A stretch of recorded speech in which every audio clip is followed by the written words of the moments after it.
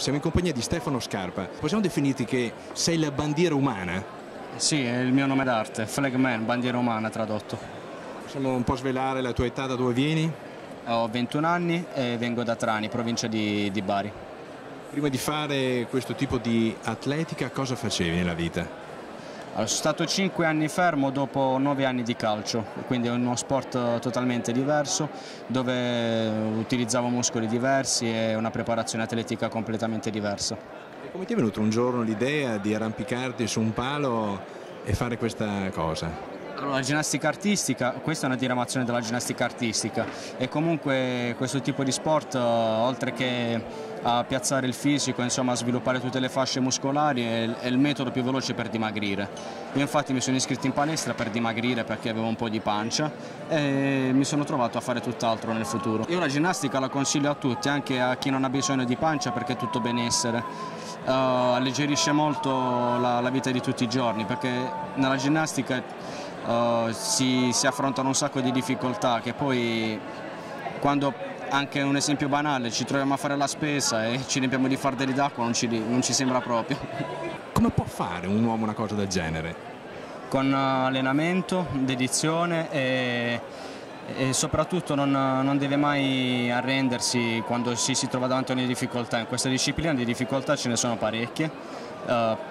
Partire dall'inizio, dalla cosa più semplice fino alla più difficile e bisogna sempre andare avanti, mai fermarsi.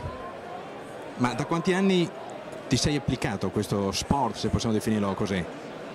Pratico questa disciplina che adesso è diventata sportiva da quasi 2 anni.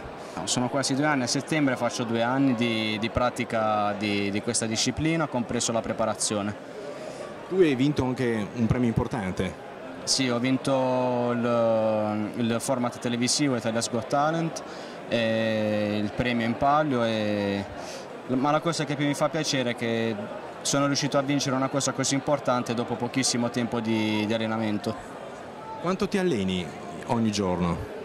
Ora che è diventato il mio lavoro mi alleno tutti i giorni, circa 3-4 ore ogni giorno. Prima di vincere, che avevo un altro lavoro, mi allenavo 4 ore a settimana circa. Il futuro di Stefano? Spero possa rimanere questo, un futuro da atleta. Mi sto impegnando perché questa disciplina diventa una disciplina olimpica e a quanto pare ci sto riuscendo. Il mio sogno dopo Italia's Got Talent è diventare il campione olimpico della mia disciplina. Tu qui oggi a Conegliano hai presentato un esercizio nuovo. Sì, ho eseguito un'isometria orizzontale alla sbarra.